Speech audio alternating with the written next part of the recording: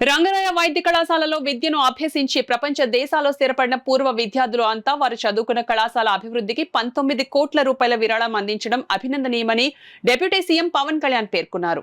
రాష్ట్ర ఉప ముఖ్యమంత్రి పవన్ కళ్యాణ్ కాకినాడ పర్యటనలో భాగంగా రంగరాయ వైద్య కళాశాల ఆవరణలో సుమారు 19 కోట్ల రూపాయలతో వివిధ నిర్మాణాలకు శంకుస్థాపన చేశారు. ఈ సందర్భంగా ఏర్పాటు చేసిన సభలో పవన్ కళ్యాణ్ మాట్లాడుతూ రంగరాయ వైద్య కళాశాలలో విద్యను అభ్యసించి ప్రపంచవ్యాప్తంగా వివిధ దేశాలలో స్థిరపడిన పూర్వ విద్యార్థులంతా కళాశాల అభివృద్ధికి సుమారు 19 కోట్ల రూపాయలతో వివిధ అభివృద్ధి కార్యక్రమాలు చేపట్టడం ఎంతో అభినందనీయమన్నారు. ఇటువంటి మంచి కార్యక్రమంలో పాల్గొనడం తనకు కూడా ఎంతో ఆనందంగా ఉందన్నారు.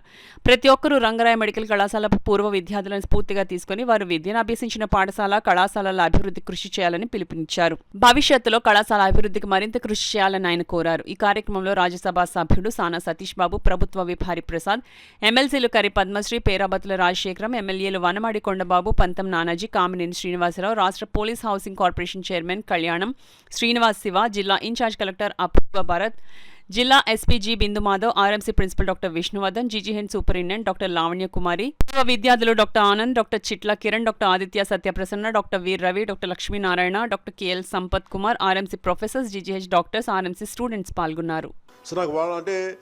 ఇలాంటి మీ అందరిని చూస్తే నాకు చాలా ఒక ఆనందంగా అనిపిస్తుంది. మేబీ నేను కూడా ప్రొఫెషనల్ కోర్సెస్ చేస్తుంటే బాగుండేదేమో అనిపిస్తుంది, కానీ భగవంతుడు నాకు అవకాశం కల్పించింది. తమకి చదువు చెప్పిన ఈ కళాశాల కోసం ఇంత పెద్ద కార్యక్రమాన్ని ముందుకు తీసుకొచ్చిన రామ్కోస సభ్యులందరికీ కూడా మనస్ఫూర్తిగా నా అభినందనలు తెలియజేస్తున్నాను. ఈ రంగరాయ మెడికల్ కాలేజ్ కాకినాడకి ఒక మూల స్తంభం, ఒక ల్యాండ్ మార్క్ అండ్ గర్వకారణం. 1958లో ప్రారంభమైన కళాశాల రాష్ట్రంలోనే ప్రముఖ ప్రభుత్వ వైద్య కళాశాలగా నిలిచింది. ఎంతమందిని చూశాను నేను, చాలామంది సీనియర్ మీరు ఎక్కడ చదువుకున్నారంటే సడన్గా నాకు తెలియని ఒక 3-4 వ్యక్తులు డిఫరెంట్ డాక్టర్సే వాళ్ళు కూర్చొని మాట్లాడుకున్నప్పుడు సడన్గా ఒరే ఈరని పిలుచుకుంటూ ఉంటాం. మీరిద్దరికి ఎలా పరిచయం అని అడిగితే మేము కాకినాడ కాలేజీలో చదువుకున్నాం. అంటే ఎంత బాండింగ్ ఉందంటే ఇక్కడ అసలు వీళ్ళందరూ ఇర్రెస్పెక్ట్ ఆఫ్ పార్టీస్, వీళ్ళందరూ చాలామంది విభిన్నమైన పార్టీలు, నాకు అలా తెలిసి వీళ్ళందరూ విభిన్న బీజేపీలో ఉన్నారు, కొంతమంది కాంగ్రెస్లో ఉన్నారు, కొంతమంది టీడీపీలో ఉన్నారు, కానీ ఎక్కడ మిగతా స్టేట్స్లో కొంతమంది తెలంగాణలో ఉన్నారు. కానీ వీళ్ళందరూ irrespective of caste, irrespective of states, irrespective of caste, they hold themselves as Rangarayans. చాలా బ్యూటిఫుల్, చాలా అందంగా అనిపిస్తుంది నాకు.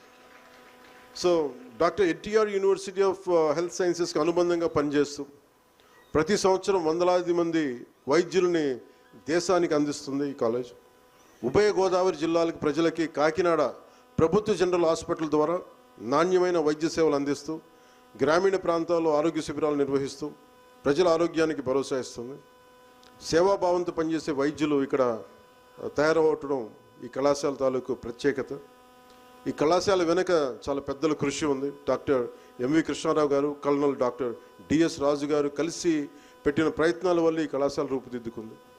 అప్పుడు ముఖ్యమంత్రి నీలం సంజీవరెడ్డి గారి చేతుల మీదుగా 100 మంది విద్యార్థులతోటి ఈ కళాశాల ప్రారంభమైంది. అప్పటి నుంచి నేటి వరకు ఈ కళాశాల పేద కుటుంబాలు పిల్లలకు విద్యను అందిస్తూ ఎంతోమంది జీవితాలని మార్చింది. రంగరాయ వైద్య కళాశాల చరిత్ర నేటి తరాలు తప్పకుండా మనం తెలుసుకోవడానికి ఇది చాలా అరుదైన అవకాశం. ఇది ఈరోజు కాలేజ్ ఎగ్జిస్ట్ అవుతుంది అంటే, ఇంత బలంగా నిలబడగలుగుతుంది, ముందుకెళ్తుందంటే చాలామంది మహానుభావుల దాన సంపద మరియు ప్రభుత్వ సహకారంతో కళాశాల నిర్మించడం దీనికి కారణం.